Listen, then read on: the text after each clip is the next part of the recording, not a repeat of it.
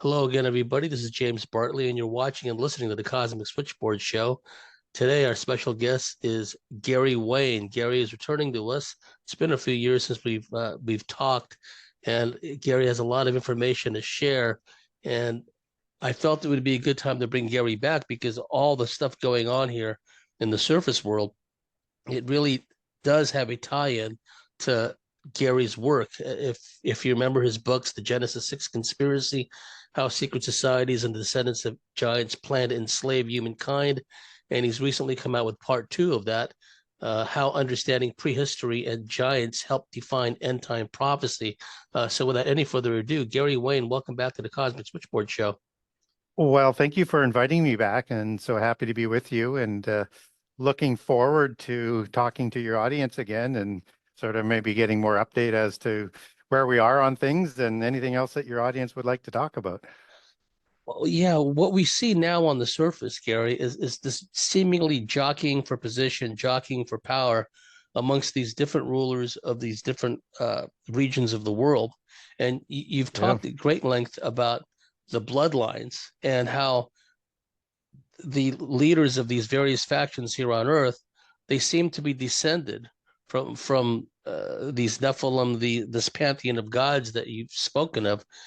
Can you give us, from your perspective, how that's playing out today? Because there is an upsurge of UFO, um, even cryptid activity worldwide. Phenomena is going through the roof, and once again, as in the days of yore, we're having all this conflict, strife, and chaos on the surface, which seems to be a calling card for this pantheon of gods. So, whatever direction you want to take it, Gary.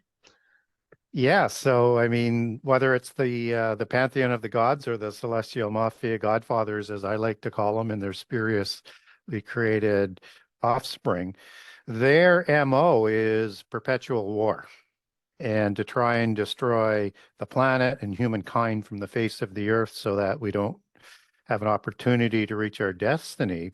And with a promise extended to their purest offspring that out of the ashes, like the phoenix rising out of the ashes in the Masonic allegory, or Shiva as a destroyer god that destroys the earth before renewing it again, that's the world being promised to their offspring. So they had an opportunity to try and apply all of the technology that we're just catching up to today back before the flood. And there was an intercession done there, and the flood came versus the destruction by fire, which is promised for the age of Aquarius in polytheism, and as introduced by Lord Maitreya in that sort of allegory of an antichrist type figure. And just as it's reserved for fire is reserved for the destruction in the end time in 2 Peter 3. So you have this aligning of the end time, different outcomes, but talking about the same kind of events, just as you have the same kind of events talked about in prehistory. So the celestial mafia godfathers, as I like to call them, from the Council of the Gods, that's talked about in polytheism, whether it's at Mount Hermon, Mount Saphon, Nippur, Olympus, all around the world, appointed the divine right to rule to their ringlords as they were understood in the antediluvian epoch, which were the giants, their spurious offspring, and then again at the assembly of the Tanu, probably the same assembly, just different giants after the flood, like at Mount Saphon and Mount Hermon. So this is a war that's been going on all throughout our history between the invisible ones, the pantheon of the gods, their offspring, and the destruction of humankind. And now we see events that are sort of coming back into play that are reassembling the ancient scenario. And whether or not it's in polytheism or it's in monotheism, you have this understanding of that nothing is new under the sun. What was will be again.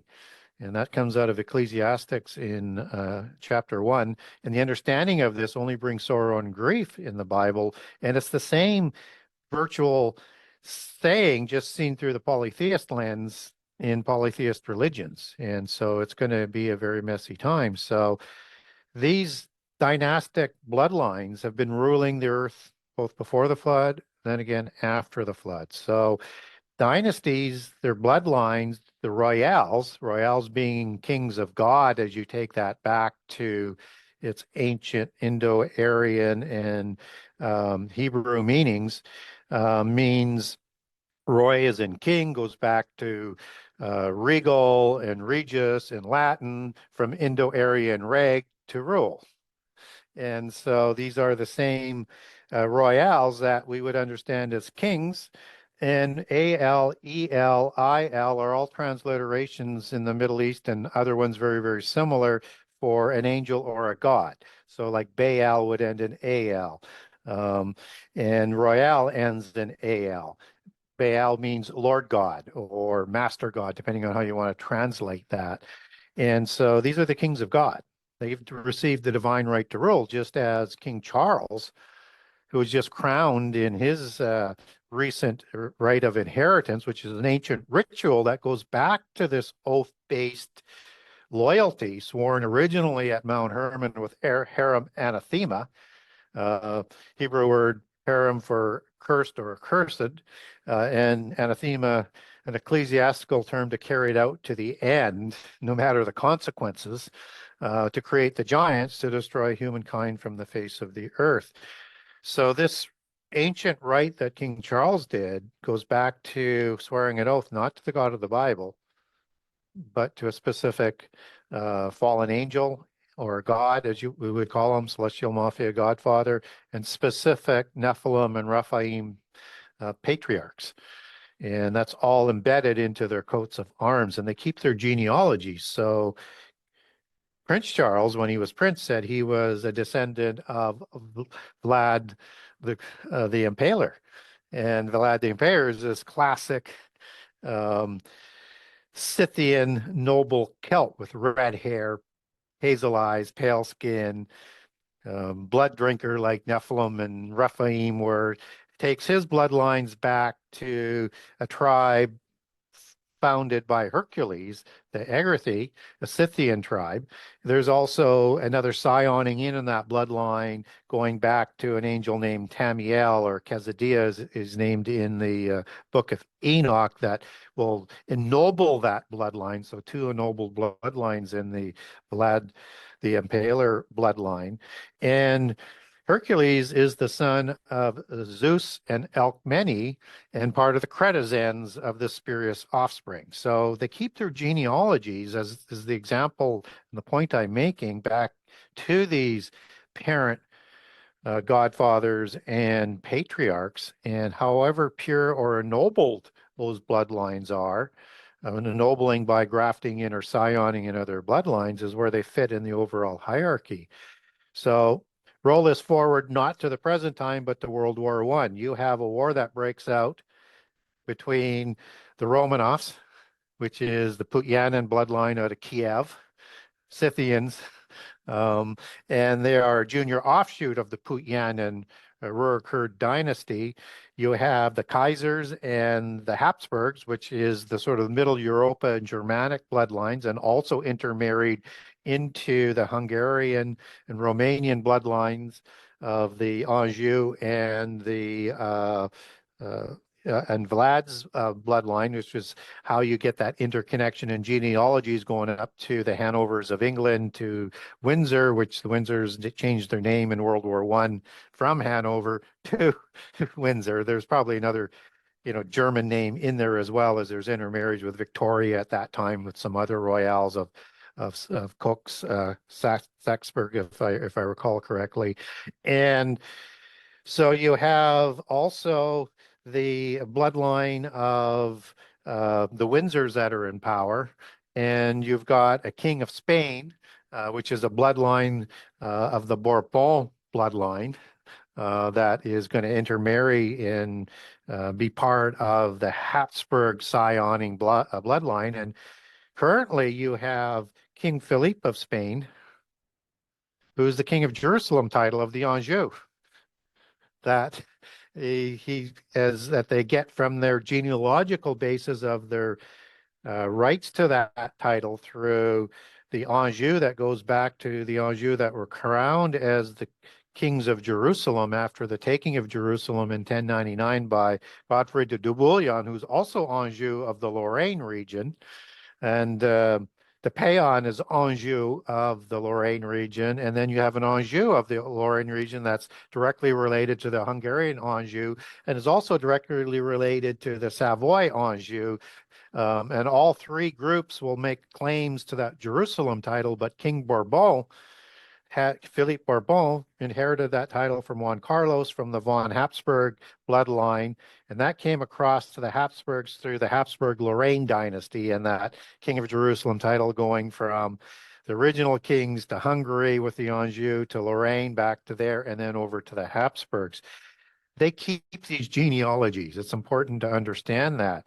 So when we look at other bloodlines around the world, we need to be aware that there's more than the 13 Western families because this is a commonality right around the world. So you would have the Inga Roca and the Roca family out of the Inca bloodlines, and you have Mayan bloodline. I won't go through all the different bloodlines. I'll do a couple major ones that are important for the geopolitical makeup today, other than obviously the European families. But you have dragon creator gods in China that created the Shah dynasty both before and after the flood. XIA is the spelling of Shah. That's the complete dynastic lineage, the Western and the Eastern branch of all the Chinese dynasties down until World War II, until social masonry was set as a virus onto China, just as it went into Russia, just as it was established to make the Nazis and the Kaisers fell because of that. It's a Western bloodline ideology that was created to bring down rivals because they're a perpetual war. There can only be one family that's going to eventually rule the world. They're all vying for that, just like the Highlander movies. So Xi, even though he's part of the Communist Party, that's name is equivalent to Shah, XIA, but denotes it more from the Western bloodline. And now he's declared himself president for life, probably going to reestablish the Shah dynasty through himself, and will probably never give up that dynastic power. And he's on an empire building mission. You have Putin, who says he is received his name through the Putyanin bloodline, and how he gets there, according to his own mythos, is that, and what he had published in Russian newspapers in the early 2000s, is that his grandfather comes out of nowhere in the 1850s. Some versions is great-grandfather. And that happens through the Putyanin royal family of Kiev, the original Scythian czars, the ones who started Moscow in about 1000 AD with Vladimir the Great, who Putin holds in very high regard and has a statue up of him. And then it passes on through intermarriage to the Romanovs, which is a junior offshoot of the Anjou. So when he talks about, like with Tucker Carlson, he wants to rebuild the Romanov dynasty, he believes that he's an offspring through his grandfather, who was an illegitimate child of one of the Royal Putyanins. And in that tradition, you would receive some money so that you wouldn't be in poverty, part of the name, but not in the inner circle. And his father moves to St. Petersburg just before World War I, which is how Putin ends up in Russia. So what he's doing is trying to reestablish his original Scythian, Tartarian, Putyanin dynasty. And that's why he looks at Kiev as a holy city and wants that as part of his empire, and he doesn't want to destroy it. So we're going to see this jockeying for power continue because it's just the start. And so the United Nations has the world and FEMA has the world when they divide things up. And the Club of Rome, they're all a little bit different, but they have the world divided into 10 groups of nations. And this is important because they call this the beckoning of the new age and the age of Lord Maitreya, according to Alice Bailey, starting in 2025. I don't think Antichrist is going to be coming to full power in 2025, but understand how things are converging. And that They call this New Age that Lord Maitreya or the Messiah type figure, no matter which religion that you're going to talk about, it's either the false millennium that Antichrist will promise in Christianity, the Mahdi millennium of the two Mahdis of the Shia and the Sunni of Islam, Hitler as an Antichrist figure with the Third Reich, 1,000 years reign. It's all the same sort of reign that's being talked about, that's being promised, which is understood as the new golden age that they're promising. And the golden age was the age of Atlantis before the flood, with the 10 demigod kings, offspring of Poseidon and Clymene, who were trying to impose their world religion and world government over the whole world. The 10 kings of the Lord of the Rings, so to speak, or the assembly of the Detanu, or assembly at Nippur, whatever you want to call that. That is what they were doing as the council. That's the visible ones that were reporting to the invisible ones with the council of the gods. And so in prophecy, from a Christian perspective, we get in Daniel 2, Daniel 7, Daniel 8, Revelation 12, 13, and 17, 10 kings, 10 toes, 10 horns, same allegory for this end time empire that's going to rise up as the last beast empire that Antichrist will rise amongst at the midpoint to start the eighth beast empire. And so this is the jockeying of position that we're starting to see, is how do these 10 empires rise? And they rise in the age of the sorrows or the birth pangs, as in the oration of Jesus in Matthew 24, Mark 13, Luke 17, and 21.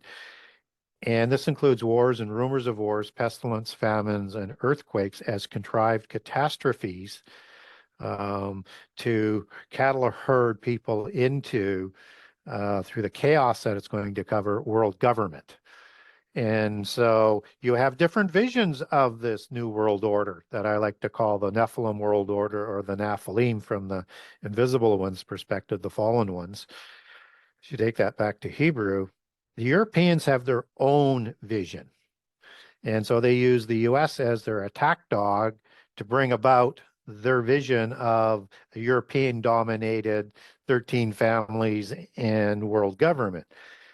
Well, Xi and Putin, for example, have said, we're not against the New World Order. We're against you guys dominating it. And so I think that's what we're starting to see. We're starting to see through the BRIC nations. I don't think all of them stay in there, but certainly India will.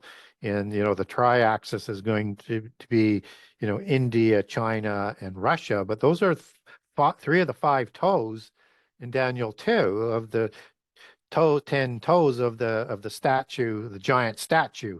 They can't have more obvious imagery for the bloodlines than a statue of giant beast kings, and the end time of these 10 kings, and that they're going to be positioned against another 5 kings. So they're going to be kind of united, but not totally united, and it's going to cause a whole bunch of war getting there and afterwards. So Daniel 2 calls an empire made of iron and clay versus iron, which was the Roman Empire, versus bronze, which was the Greece Empire, versus silver, which was the Medo-Persian Empire, versus gold head, which was the Babylonian. So you'd see a degradation of the purity of those bloodlines as they come down. And clay is typically understood as human. So there's going to be a significant human combination in there, whether individual kings or just diluted bloodlines of these genealogically driven and based royales. So they're not going to get along. It's not going to be as strong because they're going to be warring even once things get going. So when we want to have a look at what's going on in the geopolitical scenario today, we need to understand the history, and we need to understand the royal bloodlines to see what is driving these seemingly wars that aren't required. If everybody wanted to live in peace, things would be fine. And for the benefit of our listeners, could you explain the difference and the connections between what you refer to as the celestial mafia gods and the gods or the Nephilim on Earth, and also the difference between the Nephilim and the Nephilim, because I know you make a distinction between Yeah. the two. Yeah. So when we look at the word hero as it's understood in Sumeria or in Greek history and other places around the world, it's understood as the offspring of a god or a goddess and of a human male or female to produce a semi-divine individual. And this would be a Nephilim, as we would understand it, or a Rephaim, or it would be like Gilgamesh, who's two-thirds God and one-third human, as he's described in the Epic of Gilgamesh, as is Enkidu. So when I talked about Zeus having a wife or a consort named Alcmene to produce Hercules after the flood, that is a demigod. It's a hero. It's a titan of the earth versus a titan of heaven. So the root word for the original giants biblically is Nephil, and I am for the male plural is Nephilim, where in the KJV would translate that as a giant. Now, the root word for Nephilim is Nephal. So slightly different spelling, N-A-P-H-A-L. Original Hebrew and Semitic is NPL for both. And it derives Nephilim, not only in terms of as an offspring, but it carries some of the meaning in a relationship, but doesn't carry the full meaning. Nephal is the word fall or to fall or fell in Hebrew. So when you see in Isaiah 14 where Satan fell from heaven, or was felled from heaven, or whatever the grammatical version of your translation that you're reading is, that's the Hebrew word nephal. And I am is the plural and the male plural. It can also mean one. So when you see, say, Nephilim, that would be in the plural understanding as the giant ones. When you hear seraphim as fallen angels, that would be serpent ones. Gibborim would be mighty ones. And so Nephilim would be fallen ones. The fallen ones are the ones who followed Satan, who first fell from heaven in Isaiah 14. And the fallen ones are of the Shemaim, the heavenly ones. So they're the fallen ones of the heavenly ones, and we understand them as fallen angels in Christianity and Judaism and Islam, and in polytheism, they would understand that as the gods. When one goes back and studies these secret societies and mystical orders, and especially as it ties in with these expanding empires in the prior to and during the age of colonization, there seems to be like this mystical supernatural element. For example, Dr. John Dee, Astrologer Royal of Queen Elizabeth I, working with Edward Kelly, they conjure up some angel who begins talking to them about the British Empire, and pretty soon they start making these trading corporations that go all over the world, Yeah, waving the British yeah. flag, and then you fast forward to Alice Bailey, the Lucis Trust, and what was interesting is those guides, those spirit guides, those ascended masters, once again talk about, of all things, global domination. You look at what Yeah. we have today, this open embracing of Luciferianism by Hollywood, by even academia. Uh, I see that as a direct tie-in to what had gone on in the past, pushing this globalist agenda. Yeah, it's the recreation of Atlantis is what they're trying to do. Because nothing is new under the sun. What was will be again. And they've been trying to recreate this with the beast empires all the way through. So this angel is either a fallen angel or it's a demonic spirit. And we don't know whether or not they were communicating with one or the other or both. But it's interesting because John Dee becomes the mentor for Francis Bacon, who becomes the most power. And of course, John Dee is 007, as he has the same. Is the source name for the 007 Bond movies. And so Bacon is the second most powerful individual in England under Queen Elizabeth, and then under Prince James, the first Prince James Stuart. And Francis Bacon creates a new English language to be the Babel language of the world as they're envisioning it. So through the Spear Shaker Society and the Knights of the Helmet Society, which is a typical MO of the polytheists to have these writing guilds, like the Inklings would be a modern version, to keep the history and the genealogies alive in literature. Again, a common MO that still goes on to this day. They were creating a language that would be the language of the world and the language of business as they foresaw it. Along comes Prince James, the mighty Prince James, as the King James has him named, which is Gabor for a mighty one, and a royale with the divine right to rule from the Council of the Gods, and all the kings believed in the divine right to rule, and that he buys into this Commonwealth and continues to fund the Commonwealth expansion that Bacon and Dee and the Knights Templar and others have envisioned to create this new Babylon for the end time. And so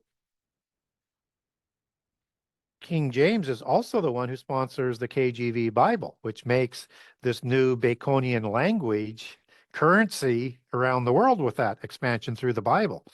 And then through that expansion, the secret societies are going to use Masonic lodges as their base point to continue to spread their power and control. So the Illuminati would work out of them, Rosicrucian initially, and that's all part of the extended sort of organization. What's interesting about the KJV Bible is they changed the word Hebrew rem from wild bull to unicorn, and really it always translated that way when it's related to Mount Hermon and the empire of Ephraim in the end time and associated with Manasseh as an end time prophecy.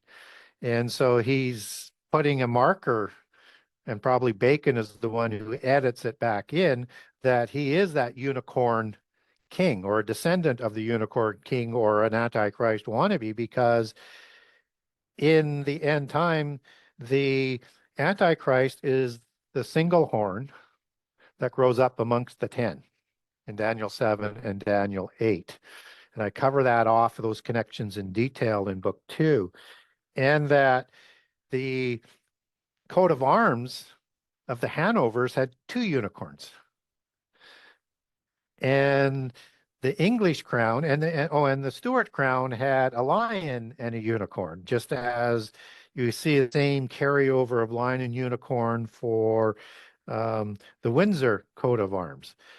The creatures that are on the coat of arms are taciturn communication of their original Celestial Mafia Godfather patriarch.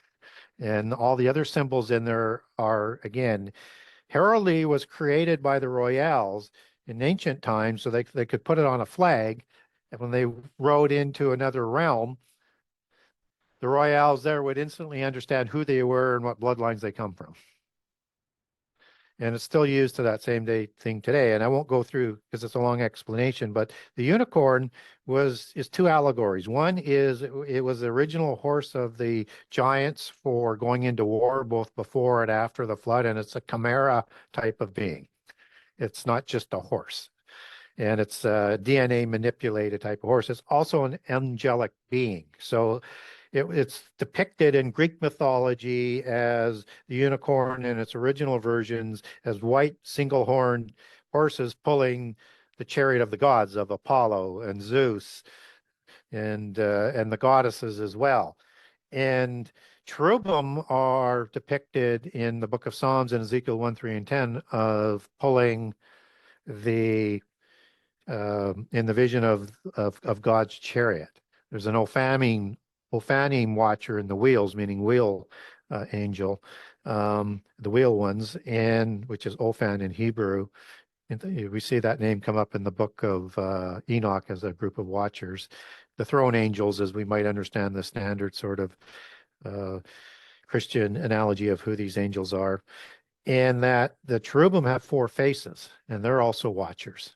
So they have a face of an eagle, face of a bull, a face of a human, and a face of a lion.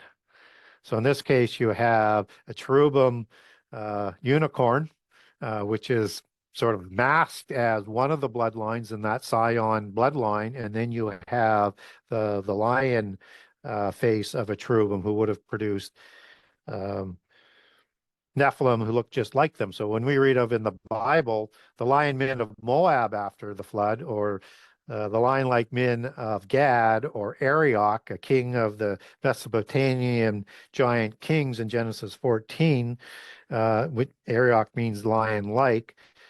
And you have the Hallow and other names for these Nephilim warriors, both before and after the flood. Nergal would be a god that the Avim giants worshipped in the Mesopotamian region. The Avim were also in the Covenant land, and Nergal is a lion-faced god. So it's like a cherubim taking one face in a physical form, and then reproducing giants that look just like them. So that's the taciturn language of the gods that form up their ennobled bloodlines. So it's important to understand that this unicorn was, I got sort of on a rabbit trail there to explain what I was talking about, but that unicorn is to reflect his desire to be an antichrist at that time, because they're always trying to bring this about through a world empire. Doesn't quite happen, but that mythos and that bloodline continues with the Windsors today as a possible rival antichrist. I'm not saying the Windsor families are going to be produce the antichrist. We don't know who the exact ones are, and we know there's always three European ones ready to go all the time. And there will be other Antichrist figures around the world. So it's interesting when you make that sort of connection, and all of that lines up perfectly with what polytheism says they want for the New Age.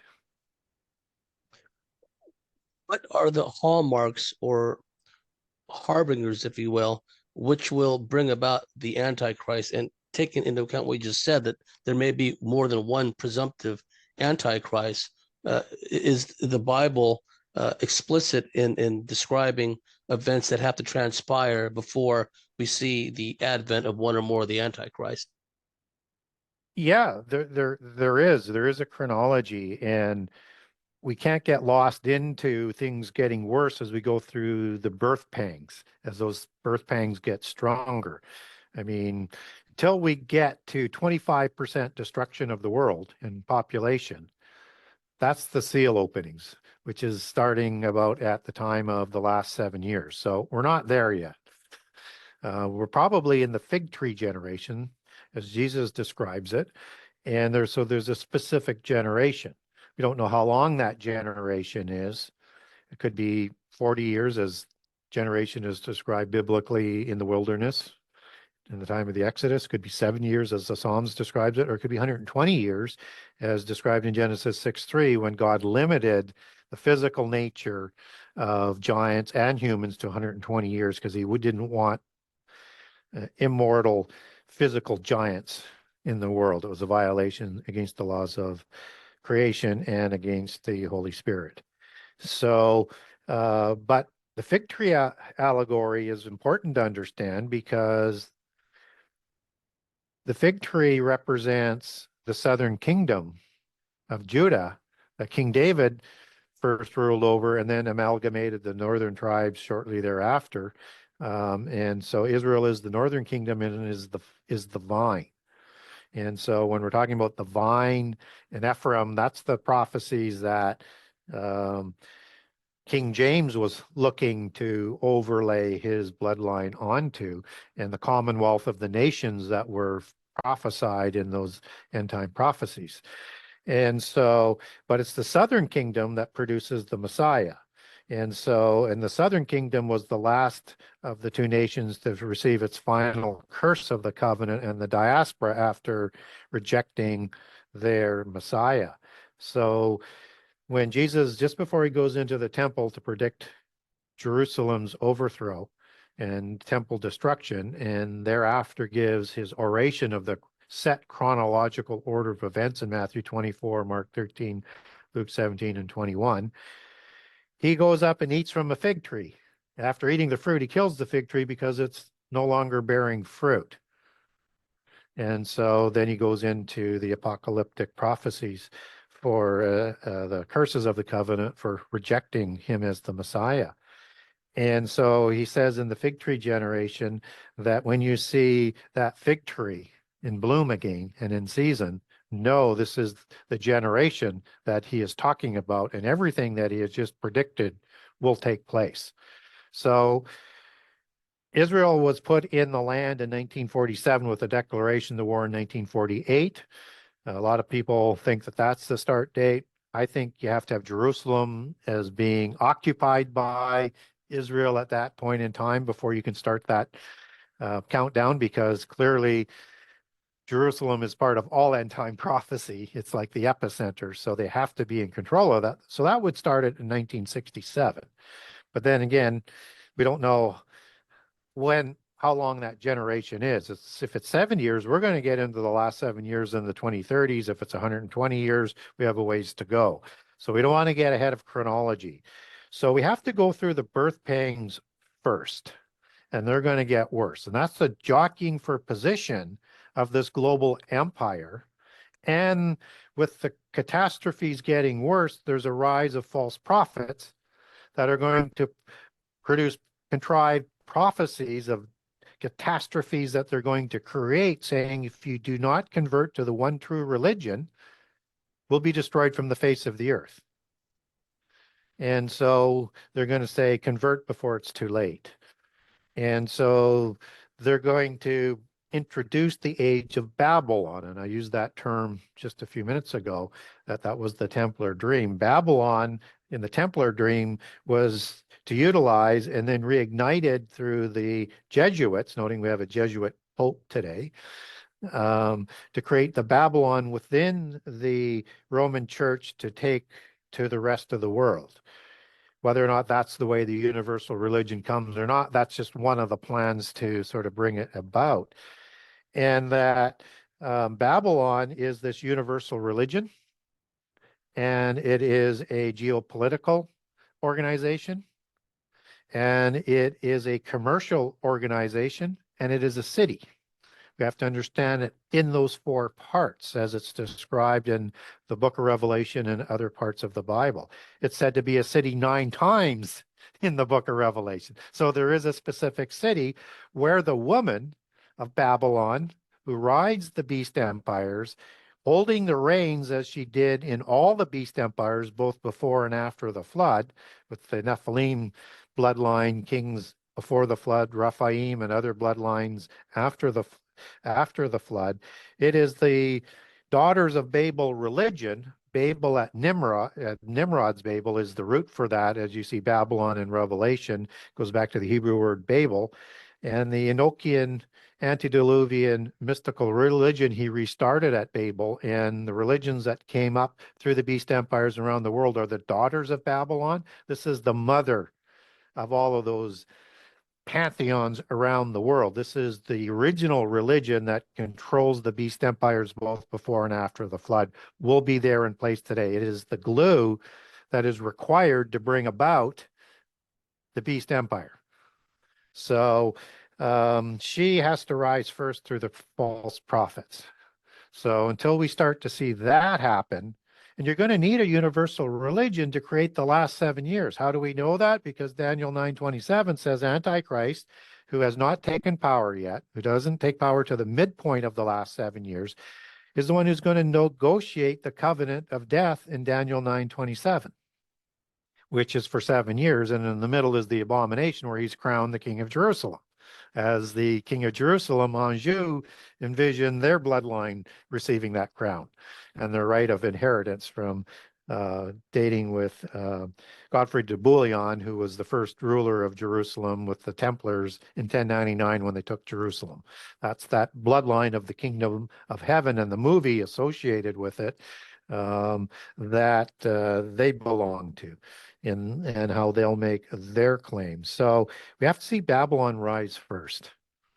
And we're a ways away from that. And the only way you're going to create a universal religion is through these horrible catastrophes and prophecies of the false prophets who bring about these disasters and then present the solution.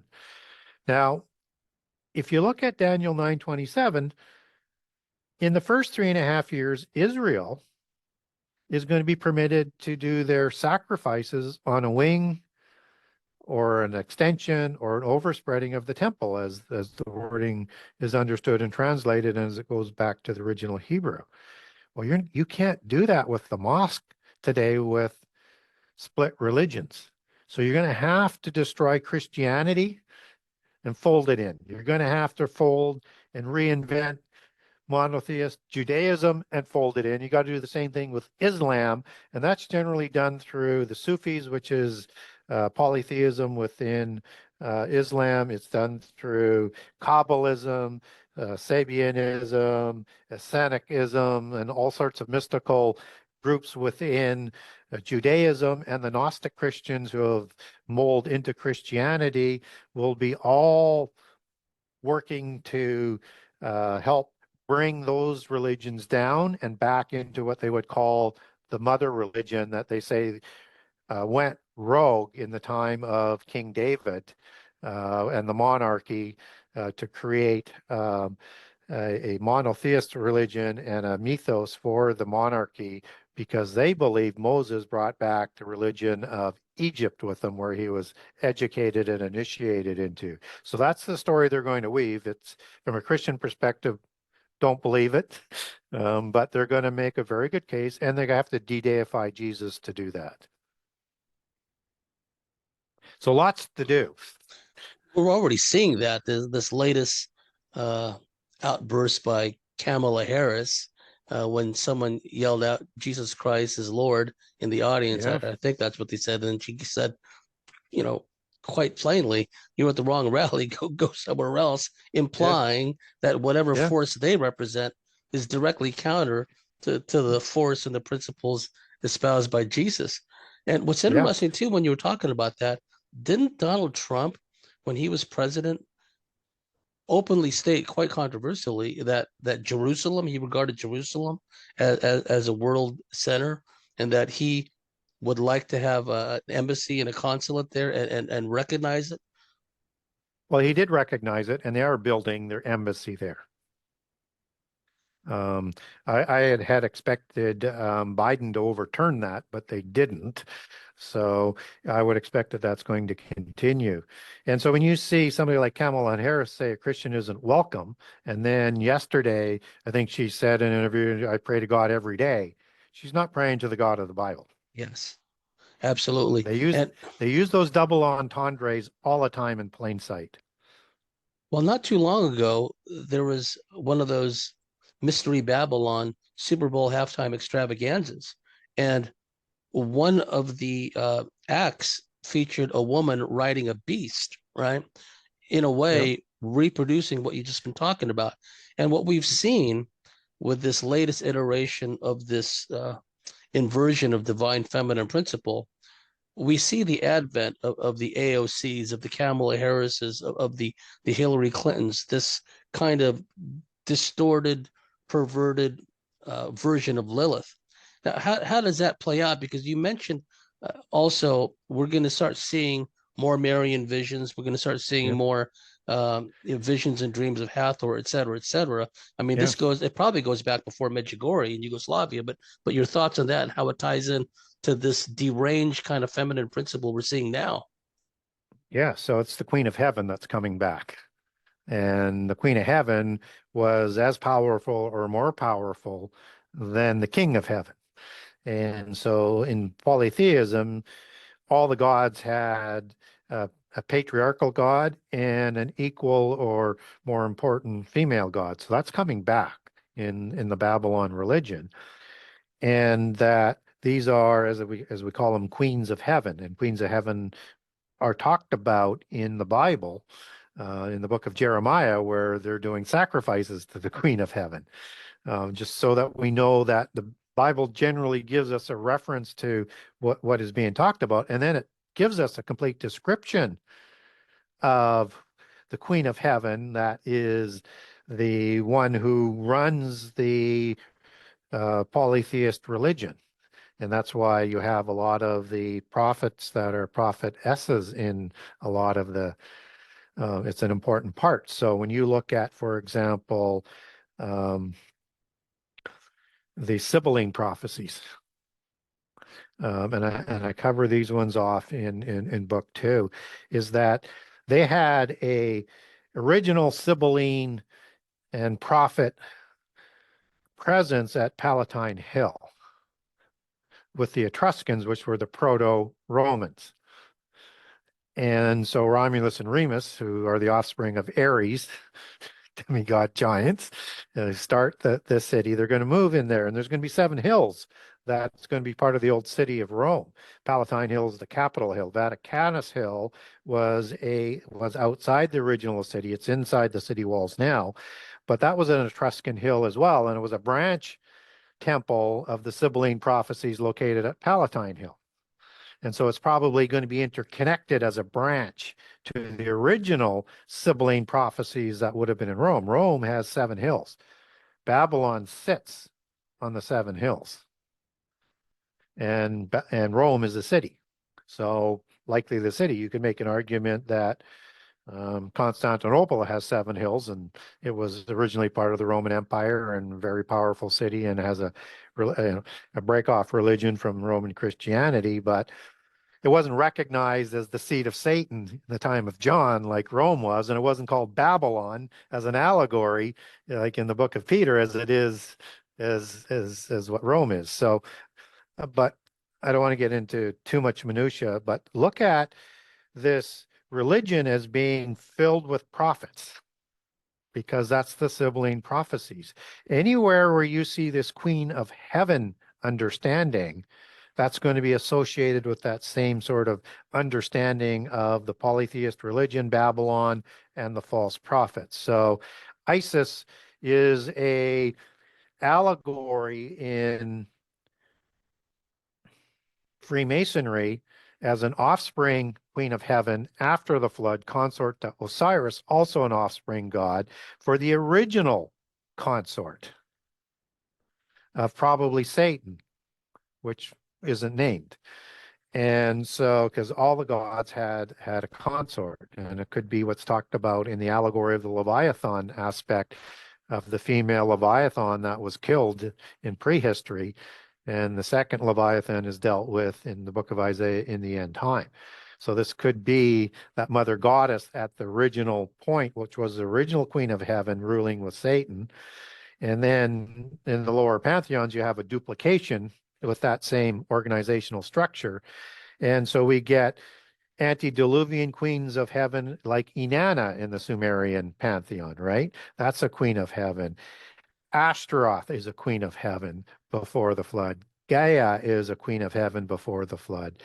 Sophia, it would be an allegory for the original mother goddess of Gnosticism that creates the 12 archons that the Gnostics believe also included the creation of the God of the Bible as part of those 12 archons through this nebulous male force of the universe. That's how that sort of comes about. And Sophia is the word for wisdom. So Sophia is the root word for philosophy, which is the love of Sophia, which is the theological guidance for the 7 sciences that created mysticism originally. And Sophia is what they're saying, naming a lot of this AI technology out there, in honor of Sophia. Sophia is, when it says wisdom in the New Testament, it goes back to the Greek word Sophia. And so they're going to use that along with the Hebrew version of wisdom, like in the book of Proverbs, which is, a word, I'm trying to remember what it is. I think it's Shema and Shemach, and the AH is the female plural that's used there for wisdom. And they're saying that that is denoting in both cases that the Holy Spirit is a female. Well, typically, when you have the AH suffix, it can mean a female, but usually it's the application of the word. It's like an action verb being applied there. So it would be the application of wisdom. And who's being talked about in the book of wisdom there is Jesus. So it's not, but anyways, they're going to confuse the two and bring it home with Sophia as being called wisdom and the Holy Spirit, because the Holy Spirit is known as wisdom in Christianity, bringing the wisdom, right? So they're going to use that as part of the way to bring Babylon into overlay onto branches of monotheism and bring them back in. And so Mary and Mary Magdalene are understood by polytheists as the Queen of Heaven or the Mother of God. And so that allegory will continue. And so, yes, the Mary apparitions are going to be part of this, and they're going to be in different gods like Hathor and other goddesses in other pantheons around the world, which seemingly is becoming more and more common. And they're going to try and bring the world back to this original Babylon religion that was of old. In the time we got left, in Revelation, it speaks about the dragon and the Antichrist, and you talk a lot about the serpent dragon bloodlines. How does that all tie in? Well, what relationship, if any, will the Antichrist have with the dragon, and who or what does the dragon represent within the context of Revelation? So within polytheism, they talk about the dragon Messiah. And it's in all religions, and including like the Musis and Mushus in Sumerian and Egyptian um, royal bloodlines as their dragon Messiah. And so they envision, just as Lord Maitreya is a Indo-Aryan word for that comes out of Hinduism. It's an Indo-Aryan word that means Mithra and Mithra's covenant. And Mithra comes, and Lord Maitreya comes as this Antichrist-like spirit, or the Christ consciousness, as an avatara into an avatar, just as Vishnu was the avatar for Buddha. So that's why Lord Maitreya is the new Buddha. And so you have all of those connections, and you say, well, okay, now how does that get back to the bloodlines? Okay, I understand this Antichrist figure could be a Nephilim-related character, but understand the bloodlines are from the fallen angels. There's one specific watcher that is a dragon or a serpent, and dragons and serpents were understood as the same. That's a seraphim, and known as the seraphim ones. They're six-winged, serpent-faced angels. These are the dragon creator gods because they're dragon angels. So whether it's the Nagas, whether or not it's Quetzalcoatl, uh, Viracocha, Osiris as an Uraeus type of a flying serpent god, these are seraphim angels that were creating bloodlines. And so expect that Antichrist is going to be part of the dragon bloodline. And they tend to track that through the fairy allegory of the bloodlines that starts new dynasties. So you have these fairy kings and these fairy queens. So like King Arthur, son of Uther Pendragon, the patriarchal bloodline, was married to Guinevere, which is a fairy queen of the matriarchal bloodline. And their allegory is that they are male and female goddesses, and he's a sun god and she's a moon god, and other titles that go with it, and that they're representing the new Atlantis, right, with the Excalibur of the Scythian sword and things like that. So when we have the fairy allegory, I understand that you use a pureblood fairy female because they were so rare to start new dynasties. And that carries on the genes that produce the Rh negative blood and the gens that they talk about, whether it's the LB gens, whether it's the Cretazans, whether it's the Julia gens, the Fabia gens, and all the different genses of the royals around the world, they track that. And so you have an intermarriage of Eliphaz and Timnah in Genesis 36. with the dukes of Edom. Eliphaz is the son of Esau, brother of Jacob, who lost his Messianic blessing, lost his inheritance, and the other blessings associated that Jacob stole from him, and then had his name changed to Israel. Timnah is a Horim female, son or daughter of Seir, a Horim founder of the Horim in the Seir region where Mount Seir is named after. And it goes back to the Hebrew satyr. Maybe even taking it back to a goat god as a patriarch, but certainly he's hairy like a goat god anyways. And so you have this new dynasty of this pure bloodline as a rival to Israel and the Messianic bloodline that produces Jesus, and this hybrid matriarchal Timnah that is put in, and they're going to wipe Israel from the face of the earth if given the choice. And they try to. They're the first ones to attack Israel coming out in the Exodus to inherit by law what Esau had lost. And Esau also married Oholibamah, which was also a Horim, so created another dynasty of giants, which in that whole area that would be hybrid giants, which are a little bit smaller than the pureblood Rephaim giants after the flood. Why is that important? Because they're called the Dukes of Seir. Duke is the Hebrew word Aleph, and Alephim, as the Catholic Encyclopedia talks about this bloodline of kings, that is the source word and part of the double entendre allegory used for fairy kings and queens that's going to intermarry with the Mitanni dynasty and other dragon and fairy queens in Sumeria and are part of the Tuatha Dé Danann. Can't go through all of the genealogies right now, but just understand that they are the fairy folk and from fair skin and part of that fairy allegory of giants. And Uther Pendragon comes out of the Tuatha Dé Danann bloodline.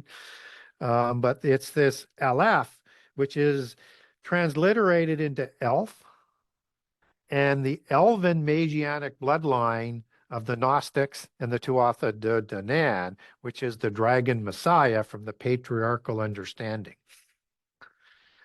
And so they're wanting to put their dragon Messiah, their dragon bloodline, that would go back at least in part to a seraphim watcher angel and a specific patriarch of Rephaim or Nephilim. And one deduces that to deceive the Jewish people, they're going to have to graft in bloodlines. So in the Anjou bloodline, they graft in King Saul's bloodline. They graft in David's bloodline. And then allegedly and falsely, I think they put in Mary Magdalene and Jesus's bloodline into their bloodline that is inherited through Dagobert, the last of the Merovingians that goes into the Anjou startup. And so they have these genealogies that go right back to these divine rights to rule and to the council of the gods and to specific patriarchs. And so when we look at that Christ consciousness and the bloodline and the pedigree, look for both to be part of the Antichrist mythos, and understand in 2 Thessalonians 2, Antichrist receives his power from Satan and all the power that he can provide him. And that Satan, in the time of Judas, who's called the son of perdition, just as Antichrist is called the son of perdition, which is the word that's associated with Apollyon, as you take that back to Greek, and the one who comes up out of the abyss, just as Antichrist is described as the one who comes up out of the abyss. So there's a connection, what comes out of the abyss, also to the Antichrist figure. With Satan, we see when he sees that Judas needs more wisdom, power, and strength and courage to continue to betray Jesus, to become the son of perdition as part of the understanding of Antichrist, he enters into him to give him that power. And then we then see in the end time that Antichrist will have Satan's power, which means he's going to be an avatara of the avatar. He's going to be a Christ consciousness that's going to come first. And Antichrist can mean opposite of Christ. It can remain replacement Christ, or it can mean before Christ. So just as the original Antichrist figures, like antediluvian ones or Nebuchadnezzar or Alexander, they could be considered Antichrist in the before and also replacement and also polytheists, so therefore sort of evil Christ, that will fit all of those sort of definitions, and that he will receive great wisdom, just as Vishnu gave the wisdom to Buddha to start Buddhism. Well, that's quite a tour de force they just provided to our listeners and viewers here in the first segment. Thank you so much, Gary. How could the viewers and listeners find your work, and could you talk a bit about the two books? Yeah, so I want to just so that you know that when we talk about bloodlines, to let people understand that we are told of bloodlines in the Bible. So from a Christian perspective, I won't go through all of them, but the two that you really want to read is Psalms 21, 8 through 10. And then also with the terrible ones, you have to read book 2 to find out more about what the terrible ones are, but it means a redeem. And they're in the sides of the pit of the prison, as Ezekiel 32 talks about. But Isaiah 25 says that this branch of the terrible ones are going to be destroyed in the end time, and that in Psalm 21, there's going to be this bloodline, as we would understand it, that their fruit is going to be destroyed from the earth and their seed from among the children of men. And that this is an ongoing thing that's going to be resolved in the end time. So the best place to get a hold of me is through my website, the Genesis6conspiracy.com, Genesis 6, the number 6 conspiracy. And I have both books with generous excerpts of all 98 chapters of book 1 and all 84 chapters of book 2 on that website for people to get a good view on. And book 1 is a little easier to read if you're not really familiar with the Bible, and it gives more of an understanding of how the Bible intersects with secular history and polytheist history, and talks about these bloodlines and the beginning of polytheism, what happened before the flood, what happens after the flood, and the conspiracy to bring about the end time through these bloodlines and present the dragon Messiah. So book 2 is a book I said I wouldn't write because I didn't want to be redundant, but book 2 is specifically targeted at Christians. Mhm. And it shows how the world testimony intersects with the Bible, but in ways that are completely different that's in book 1.